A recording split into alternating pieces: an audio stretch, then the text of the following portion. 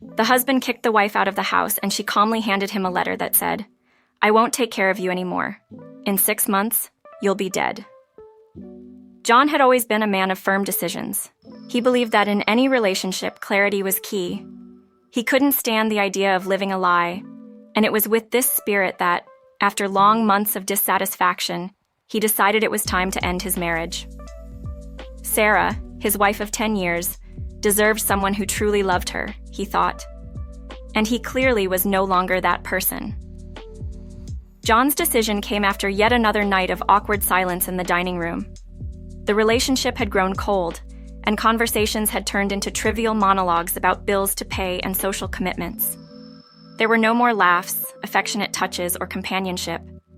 He could no longer stand the emotional distance that had settled between them. When he finally confronted Sarah, he was direct and firm. "I can't do this anymore, Sarah. We need to separate." He expected tears, an explosion of anger, or at least some resistance. But Sarah just looked at him with an unreadable expression, her blue eyes cold and calm. "I understand," she said without any apparent emotion. John was surprised, but relieved. This seemed easier than he had imagined. He proceeded to explain how things would be divided and that she would have to leave the house. Sarah listened to everything without interrupting, her face a mask of tranquility. When John finished, she stood up slowly and went to the desk in the living room. She pulled out a sheet of paper and began writing with meticulous handwriting. John watched her with curiosity. After a few minutes, Sarah carefully folded the sheet, handed it to John, and with the same serenity said, "I won't take care of you anymore. In 6 months, you'll be dead."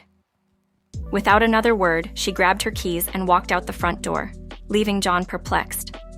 The first few days after Sarah's departure were a relief for John. He believed the hardest part was over and that he could now move on with his life, free from the bonds of a loveless marriage. Sarah's letter, however, continued to intrigue and disturb his mind. Those enigmatic words, "In 6 months you'll be dead," echoed in his head.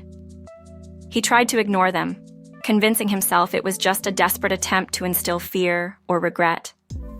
But the calmness and certainty in Sarah's voice unsettled him. In the first month, John threw himself into work. He was a successful businessman with a growing tech company. Work had always been a refuge, a way to distract himself from personal problems. He spent hours at the office, reviewing contracts, attending meetings, and launching new projects. The constant occupation was his way of not overthinking Sarah's prophecy. But no matter how hard he tried, Sarah's words kept returning to his mind, especially in the quietest hours. John began to feel a growing unease. He wondered if Sarah knew something he didn't. Was it possible she had noticed something about his health that he himself had overlooked? In the second month, strange things started happening. John began to feel constantly tired, something he had never experienced before. At first, he attributed it to overwork and lack of sleep. But when strange spots started appearing on his skin, he decided to see a doctor.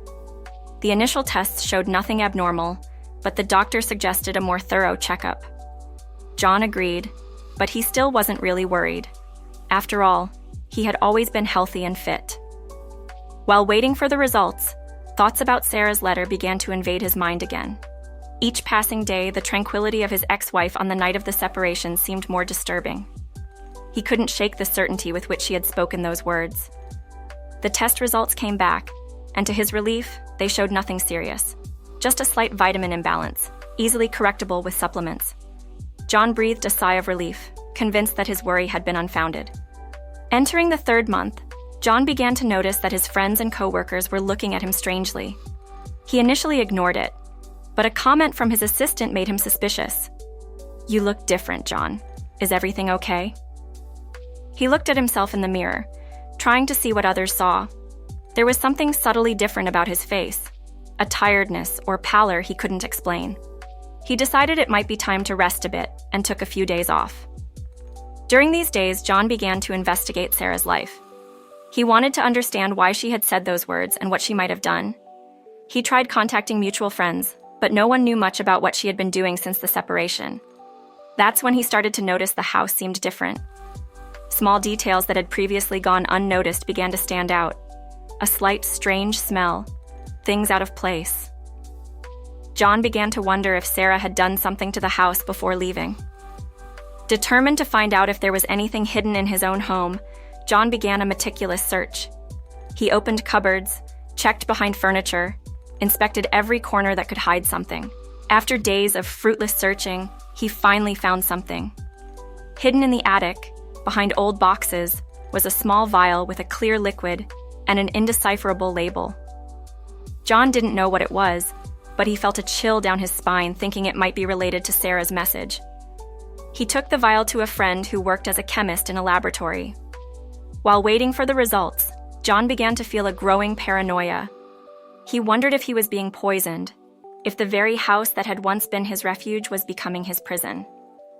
The phone rang the morning after he handed the vial to his friend. It was him, and the news was not good. "John, that liquid contains a toxic substance, something that, in small continuous doses, can cause severe symptoms and even lead to death." John felt the ground disappear beneath his feet. He immediately understood that Sarah had somehow been poisoning him during their marriage. But how had she managed to do it without him noticing? And why? He decided to confront Sarah. He used her old number, and to his surprise, she answered. "John, I knew you would find out. I warned you.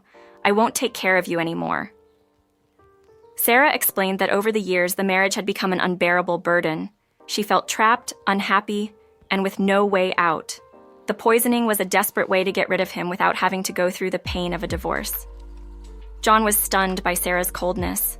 She showed no remorse, only a deep weariness of someone who had endured more than she could bear. John decided to take the case to the authorities. He gathered all the evidence and reported Sarah to the police. The process was long and painful. John had to relive every moment of his marriage, understand the nuances of Sarah's behavior, and deal with the betrayal of someone he had deeply loved. The media latched onto the case, turning his personal life into a public spectacle. During the trial, Sarah's defense argued that she was mentally unstable due to the emotional abuse she had suffered in the marriage. John, on the other hand, found himself questioning his own sanity. Had he really treated her that badly? He tried to recall all the arguments, all the bad moments, and couldn't find anything that justified such an extreme. Sarah was convicted, but she received a relatively lenient sentence for alleged temporary insanity. John felt a mix of relief and bitterness. The woman he loved and who had tried to kill him was now behind bars, but the sense of betrayal and doubt about his own role in the tragedy haunted him. In the following months, John tried to rebuild his life. He moved to a new house away from painful memories and began seeing a therapist to deal with the trauma. Slowly, he started to feel like he was regaining control of his life. However, the emotional scars were deep. John began to question every aspect of his life, especially his relationships with others. He became more reserved, more cautious. The fear of trusting someone again was overwhelming. He started keeping a journal, trying to organize his thoughts and feelings. Writing became a form of therapy, a way to exorcise the demons of the past. He reconnected with old friends who helped him see that he wasn't the monster Sarah had painted him as in court. They reminded him of his moments of kindness, of how he had always been a loyal friend and a fair boss. With time, John began to open up to the idea of a new relationship. He met a woman named Emily, who was everything Sarah was not: kind, understanding, and loving. She knew John's story and still chose to be with him. This gave John new hope. During a romantic dinner with Emily, John received an unexpected call. It was from Sarah's lawyer. He hesitated but decided to answer. The lawyer informed him that Sarah had left a letter for him, a kind of final confession that was to be delivered only a year after the trial. John met with the lawyer the next day and received the letter. His hands trembled as he opened the envelope. Sarah's words, written in the same meticulous handwriting as always, were different this time. She seemed more human, more vulnerable. "John, I know what I did was unforgivable, but the truth is I always loved you, even when everything seemed lost. I was sick, mentally and emotionally. The poisoning was my way of asking for help, a help I didn't know how to ask for. You are not the monster I thought you were. You deserve to be happy. I hope that one day you can forgive me. Not for what I did, but for the woman I was and for the love we once shared. Sarah. John felt a wave of conflicting emotions. Tears rolled down his face as he processed Sarah's words. The letter didn't erase what she had done, but it gave him a different perspective. She was sick, and he hadn't noticed. Both were victims of their own flaws. The letter also gave him a sense of closure he hadn't realized he needed. It was as if a part of his heart, previously frozen by betrayal, began to thaw. He finally allowed himself to forgive Sarah, and more importantly, to forgive himself. John continued his relationship with Emily, now more open and honest about his feelings and fears. Emily was a constant source of support, helping him rebuild his confidence and believe in love again. 6 months later, John and Emily married in an intimate ceremony, surrounded by friends and family. During the reception, John gave an emotional speech about the power of redemption and forgiveness. He thanked Emily for bringing light into his life and everyone present for believing in him. John looked to the future with hope, knowing that the scars of the past would always be there, but also aware that he had the strength and support needed to move forward. Sarah was no longer part of his life, but the lesson she left was clear. Sometimes, it's necessary to face the darkness to find the light. The unexpected ending of Sarah's letter brought a peak of emotion John never expected to feel again.